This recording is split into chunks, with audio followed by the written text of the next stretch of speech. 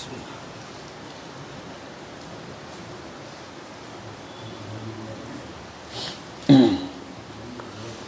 الله الرحمن الرحيم. الحمد لله رب العالمين، وصلى الله وسلم وبارك على نبيه الأمين وعلى آله وصحبه ومن تبعهم بإحسان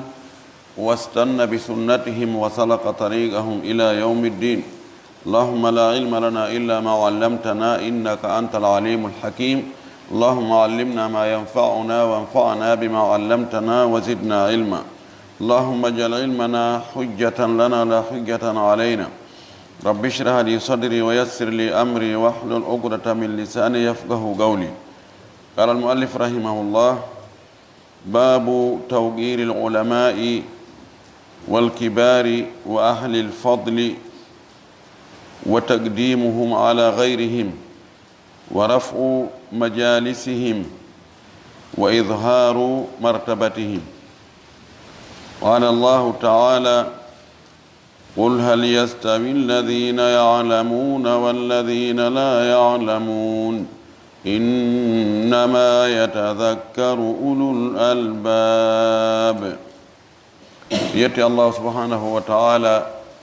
تدل ماون دو تو دو سني دو هاندو دو يتي ينتوري جولي ان الارميد محمد صلى الله عليه وسلم o mo onuli meden sabu yurmene yo juule sahaba ben fu o juula e dendanangal jokkube diina ka be jokkuno kan Allah tabaraka dina jokkuden allahumma amin. walli fi don do yo Allah yurminamo o fibingal dambugal do gal do dambugal watti capannay e nayabal bi deftere fudda jangede e dambude mayre on. o wiɗo baabu dambugal tawqiril ulama'i wi teddingol karamakoɓe waqqara yuwaqqiru tawqiran teddingol karamakoɓe ɓen wal kibari e mawɓe ɓen wa ahlil fadli e yimɓe ɓural wa taqdimuhum e ardingol ɓe wattira ɓe yeeso ala gayrihim e hoore woɓɓe goo ɓe wonaɓe ɓurnugol ɓe e hoore luttuɓe ɓen wattira ɓe yeeso ka teddingol ɓe ka mawningol ɓe. wa rafu majalisihim e townugol fi tolanɗe maɓɓe ɗen ka ɓe jooɗoto ɗon woni ko ɓe jooɗoto ko jonde jangingol woni ko jonde yewtere jokkere en ɗan. wa idharu martabatihim e feññingol yaltintinna martaba maɓɓe on ɗum ko ɓural maɓɓe ngal e teddugal maɓɓe ngal e kaɓe place maɓɓe on kaɓe handi ɗon. ɓeɗo ɗiɗo noneji tati karama ko ɓen mawɓe ɓen jomiraɓe ɓure ɗum ahlul fadli joom ɓure no wawi tawana e karama ko ɓen ɓe jeeya wona e mawɓe ɓen. Allah no okkora goɗɗo ɓural o okkiramo ɓural ngal wano okkoramo jawdi ma laamu tawa ko o jon jawdi ma ko o lanɗo kono na e karama koɓe ɓen o jeeya wona kam mawɓe teri o jeeya kono aray Allah okkimo teddungal ɓeɗo teddingol ɓeɗo ɓe mawningol ɓe mangungu ɓe handi e mungu ɓurna ɓe hoore yimɓe luttuɓe ninalaniɓe ko ɗum dambugal ngal ɗo ngal yewtata en fi muɗum. Allah subhanahu wa ta'ala ko kanko tagi ɓiɓɓe adama ɓen fuu kono o waɗali ɓe fuu hiɓe fota tawa ɓe fof ko ɓe niveau goto wano ñiiƴe peeñe o ka waji hayjitimaiya hara himo ɓurdi ndinni be noon ko Allah ɓurdi ndinni ko jaɓa wonde no ɓuri. si Allah ɓurdi ndinni awi o foppu no fota yahoya ha tawa koko Allah waɗi konko ɗum luttata. o addi ɗo dalilji ngal dambugal ɗo o fuɗɗori taw ka alqur'an. Allah subhanahu wa ta'ala o daali ka deftere makko landal o wi ɓul wi'uɓe yo Muhammad hal yastawi alladhina ya'lamuna walladhina la ya'lamun ene taw sino fota ɓen anduɓe e ɓen ɓe annda ɓen no fota ɓe fotata e gande nafooje ɗen foppuno hay gande ɗen ka aduna anduɓe piiji ɗin e ɓe annda piiji ɗin fotata sabuna si aroyi tawi ko yo golle ɓe annda ɓen pottoto anduɓe ɓen ɓatto ɓe golla itti e sikke ka diina andugol ngol ka diina anduɗon emo annda on fotata few pellet o innama yatadakkaru ulul albabi andu ko waajitorta wo si waajama ko anditata wo si andintinnama ulul albabi ko joomiraɓe haqqillaji ɓen ko joom haqqille waajete nana waaju ngu faama huutora ko joom haqqille andintinnete jaɓa andutugol so wona ɗum entene min hakkitande ngala ko wowlo ton o addi ka hadisaji ɗo o fuɗɗori oɗo hadis ko oɗo watti 350 e nder hadisaji jangaɗi ɗin o wi ɗo wa an abi masudin uqbata bni amrin al badri al ansari ko o andira ko abu masudin al badri ma abu masud al ansari kono inde makko nden ko uqbata bnu amrin oɗo gaala o wi'i gaala rasulullahi sallllahu alayhi wa sallam nulaɗo allah on maaki ya ummul qawma no almo yimɓe ɓen aqra'uhum ɓurɗo ɓe jangude li kitabillahi deftere allah nden ɓurɗo ɓe wawde jangude deftere allah nden ko oɗo almotoɓe innama almagol oɗo woni yeeso woni ardiɗo woni ɓurɗo sabuna almagol yimɓe ɓen ardagol yimɓe ɓen ka diina no teddi ɓuri ardagol ɓe ka aduna fa in kanu si tawi yimɓe ɓen laatike faalaɓe ardade ɓen fil qira'ati ka janngugol alqur'ana sawa an hiɓe fota tawi ɓe fof ɓe fota hunjagol alqur'ana ɓe fof ɓe fota andugol tajwide on haray fa alamuhum bisunnati ko ɓurɗo ɓe andude sunna wo haray ko onno kadi ardoto en heɓi candidat ɓe ɗiɗo fi almamiyagal ma tato en dartaniɓe ka alqur'ana tawi no fota ter ko munno ƴetta joni ko honɗum kadi honto dardotoɗen ɓe anden ko hombo ɓuri handude e almamiyagal ndaren ka sunna nelaɗo ɓurɗo ɓe andude makuji nelaɗo ɗin e ñawoje muɗum on ɗon ardo fa in kano fi sunnati sawa an si tawi noon kadi ka sunna ɓe fotoyi kamɓe candidat ɓen ka qur'ana ɓe foti ka sunna ɓe foti ko honno peesirten kadi ha goɗɗo goo ɓura suɓoɗen on ɗon o wi fa aqdamuhum hijratan ko ɓurɗo ɓe ardade ɓen ɓurɗo ɓe ardade on ka fergu attinoɗo ferde on si tawi ko ferɓe iwi e nokku keferagal dogi yahi e nokku l'islam attinoɗo yaade on no ɓuri wakkilade joni haray ɗum ɗon o heeɓi ɗon ɓural e hoore oya e foti nokkeli ɗiɗi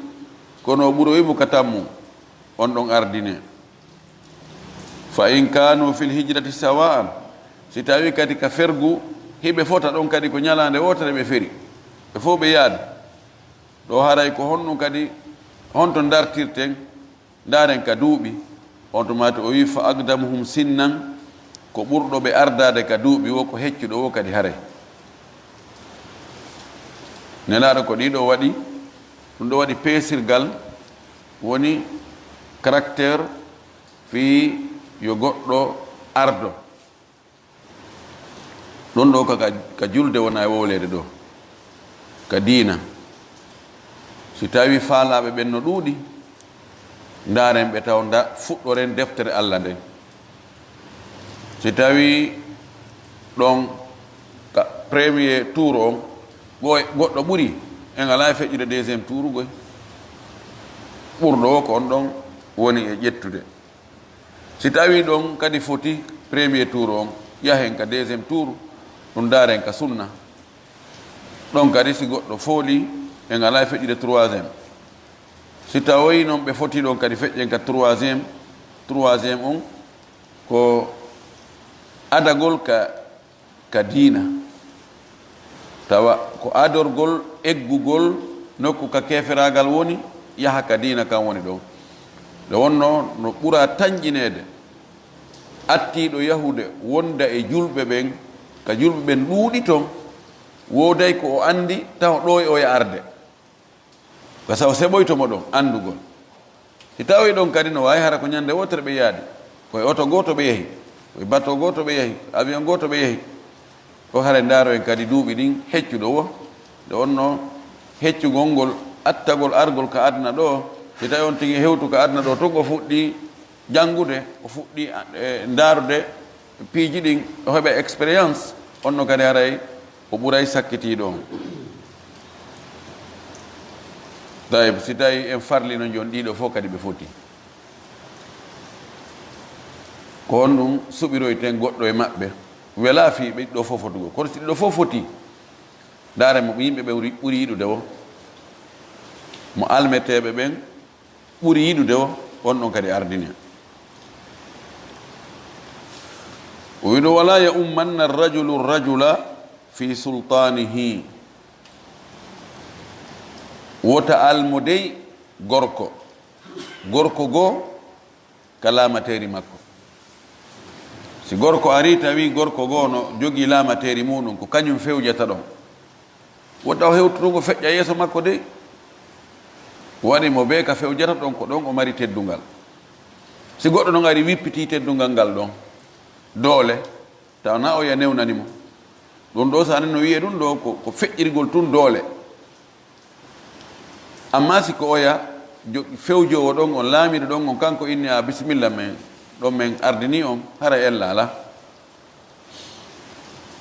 ɗum ɗo laamateri wo laamateri woni ko laamu janugu ko laamu hakkunde ugu ko laamu tosokugu kono hay ka suudu on tigi a galle on tigi ɗon kadi ko kanko laami dagaki ka koɗo on ara wubba tun feƴƴa wona almami ka galle tawa jon galle ɗen newnadi siko gorko si tawino ko debbo jeyi galle ɗen ɗo karama koɓɓen no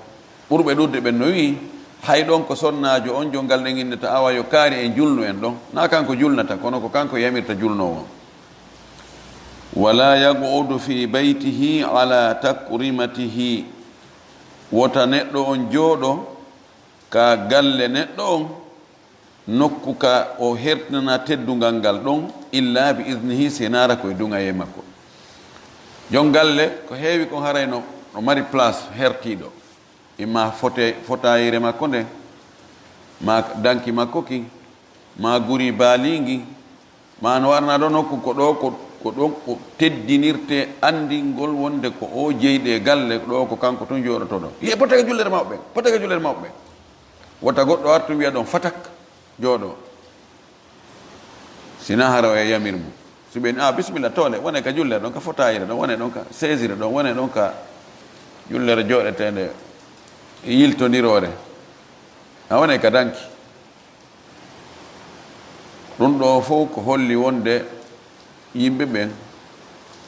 no Allah waɗi yimɓe noon neɗɗo ko tedduɗum teddungal ngal Allah hertanani goɗɗo ngal tawi a wippita ngal jatta ngal si noon beru ko ɓucci ɗon o jonnuma o jaɓu ɗum ɗon weltora oɗo hadis shahidu makko on ka teddingol taw gandal ngal ɓay o wi ko teddingol anduɓe ɓen e mawɓe ɓen eɓe Allah okkori ɓural ɓen o fuɗɗori ɗo taw gandal ngal teddingol gandal ngal ko waɗugol gando on yeeso o wi ɗo ɓurɗo jogade gandal ngal ka alqur'an ko on ɗon foti wonde yeeso almo yimɓe ɓen o addoy haa ka duuɓi kadi fi mangu ngun kadi yoni si woni ka gandal ɓe foti andugol alqur'an on andugol sunna on fergol ngol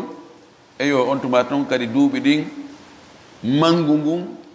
ɗon kadi joue rôle wonde haray ko mawɗo on ko on hiccinte yeeso ko on ardinte o ara noon e joomirawo ɓural jomirawo ɓural ngal on tigi mahayi suudu mum ndum o teddiri sabu jeygol suudu ndum ma o teddori sabu laamu ngun oɗo kadi ta goɗɗo woni yeeso makko kankadi yo ardine ɓay kanko woni lanɗo on ngal teddungal ɗon ma kanko woni jon galle ɗen jon nokkure nden oɗo hadis rawahu muslim ko fillimo ko imam muslim wa fi riwayatin lahu ari e filla e makko fa imam muslim filli ton ko o nelaɗo makoy fa aqdamuhum silman ko ardiɗo ɓe wonɗo yeeso maɓɓe ka natugol l'islam aban siko ka fergu no gasa enen en tawatake kono ɗo woɓɓe tawete mum si tawi ɓe foti janngol alqur'ana o ɓe foti andugol sunna o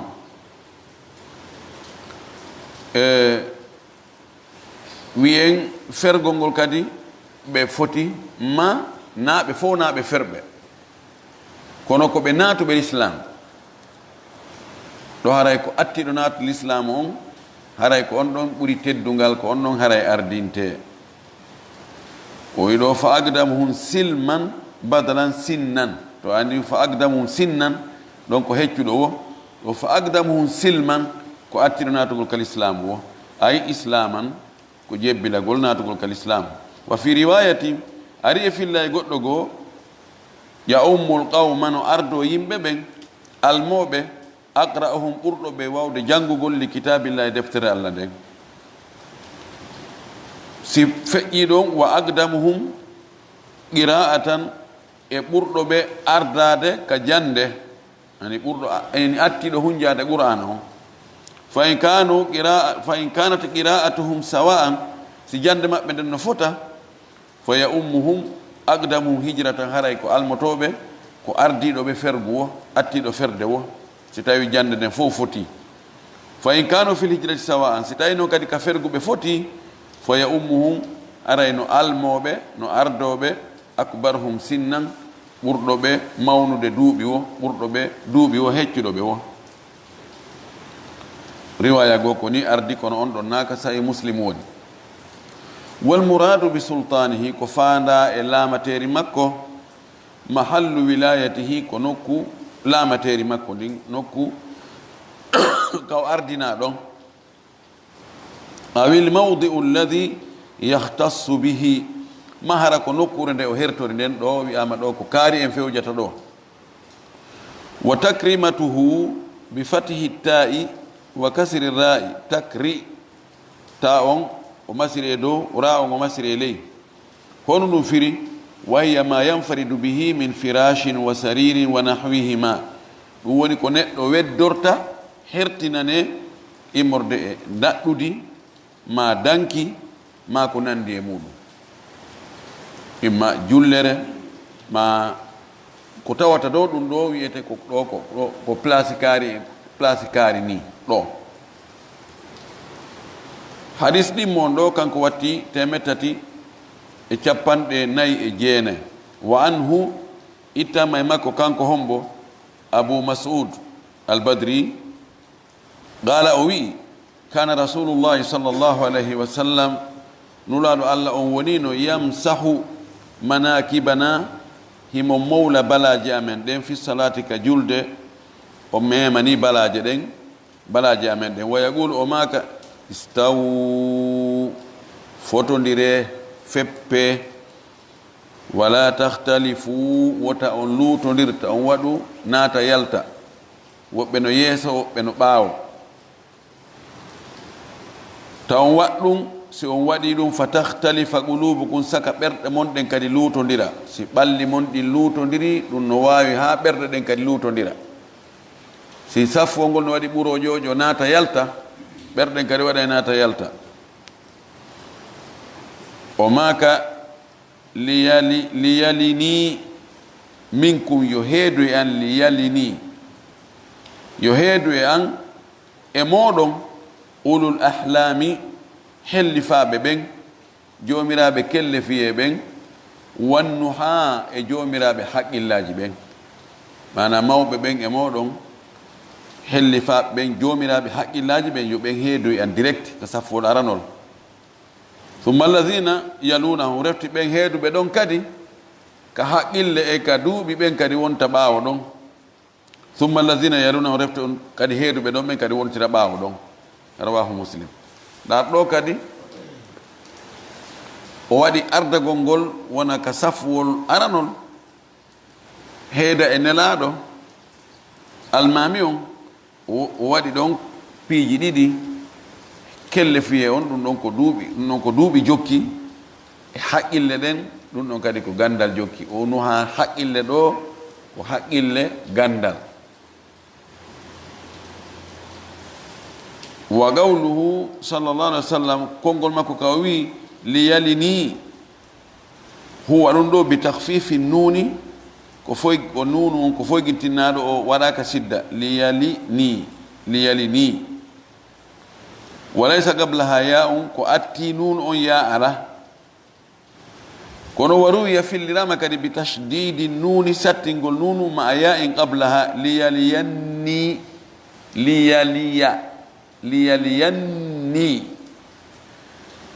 no filla liyaliyani haraya no ɓaawo makko kono hara o sattinaka kanko nuno on ɗo oɗo riwaya ya ala ɓaawo makko kankadi o sattinaka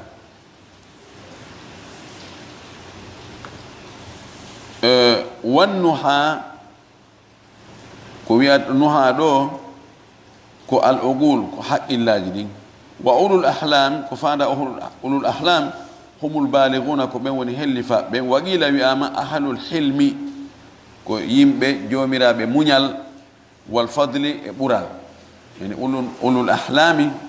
no firi piiji ɗiɗi woɓɓe inni ko hellifaɓe woɓɓe inni ko yimɓe muññiɓe ɓen jomiraɓe ɓural muññiɓe ɓen ɗon heewde nelaɗo sallllahu alayhi wa alihi wa sallam ɗum ɗo fof ko holli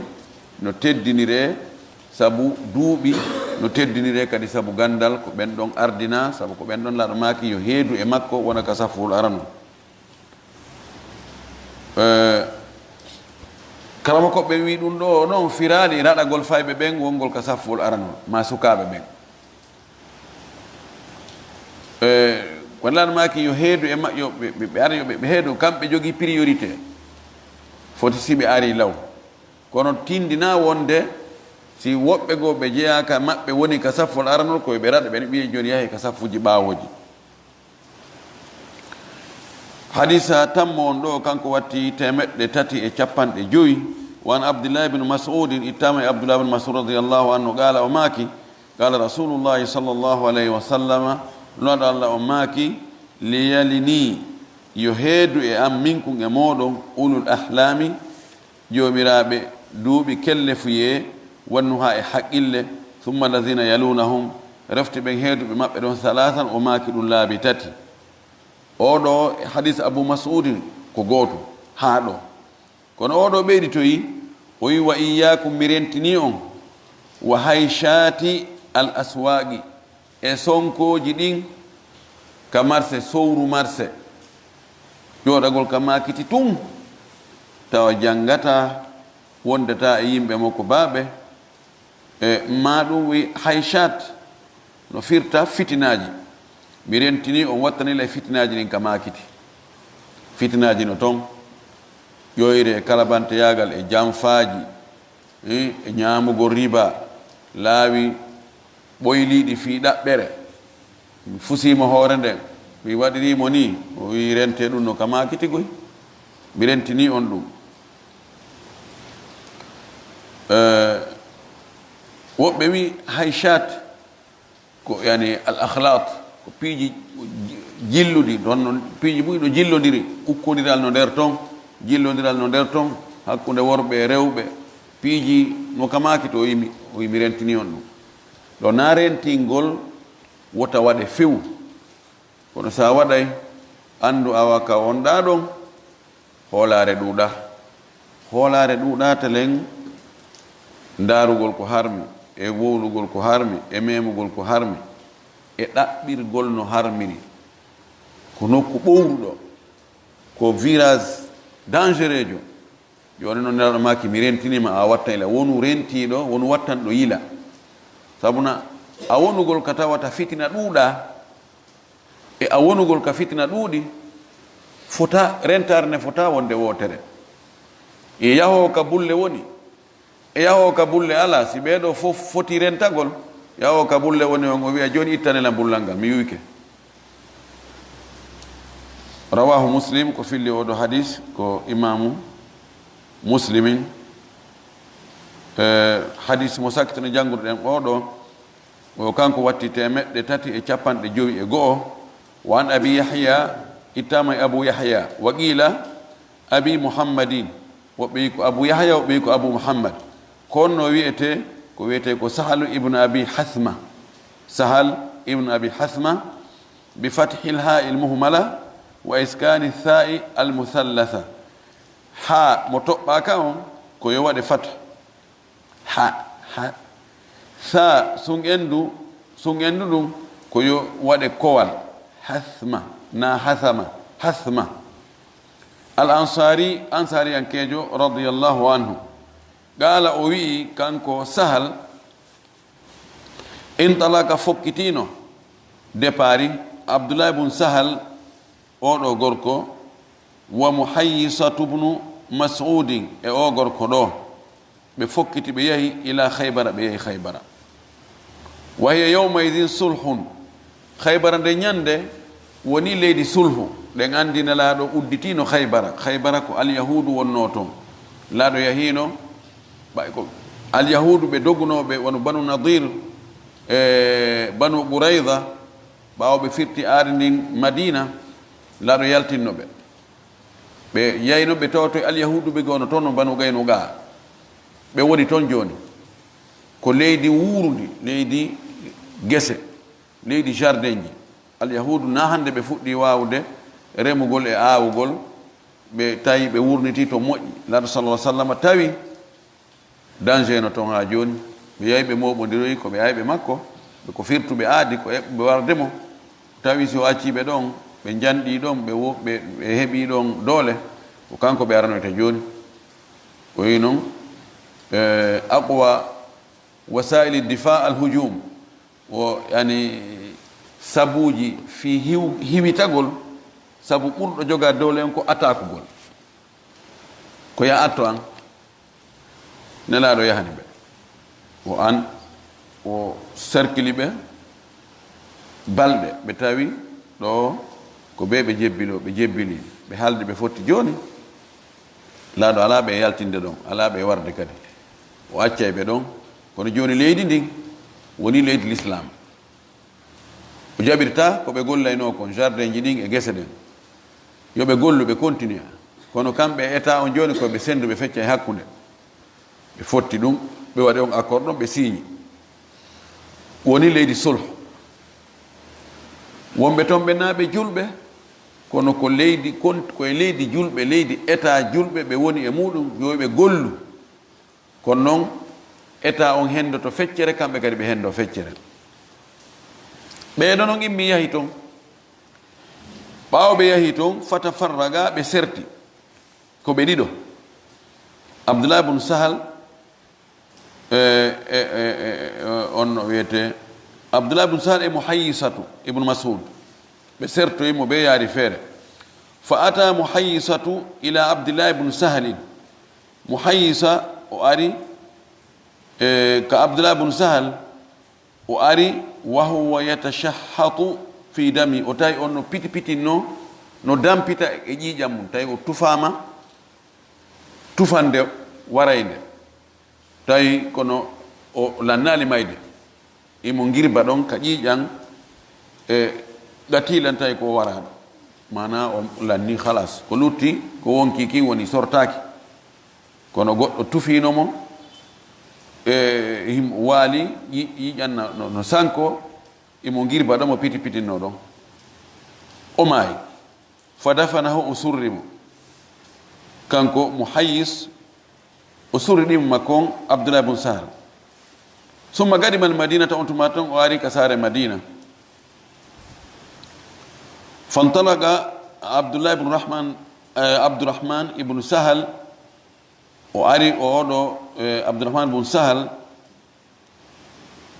oɗo e oya waraɗo ko ɓe baaba goto wa muhayyisatu wa huwayyisatu ɓeeɗo ɗo muhayyisatu e huwayyisatu ɓeeɗo ko ibna mas'udin ko ɓiɓɓe mas'ud andi muhayyisa no jeeya e yahunoɓe ɓen o yaadi kadi e baaba goto makko huwayyisatu e abdourahmane bun sahal ɓe baaba goto wara ɗo honto ɓe yahi ila nabi sallah sallam kamɓe tato ɓe yahi ka nelaɗo joni ko hollitugol nelaɗo ko waɗi joni tawaɗo on wargo ngon surri oya e baaba kanko o ƴetti baaba goto makko o yahi o tawoyi baaba goto waraɗo on ɓeɗo tato ɓe imi ɓe tawi nelaɗo fi déclare ngol ɓawo ɓe hewti fa dahaba abdourahmane bun sahal ni baaba goto waraɗo on ɗon fokkitiki tan yatakallam mi woola o fuɗɗi o ƴetti haala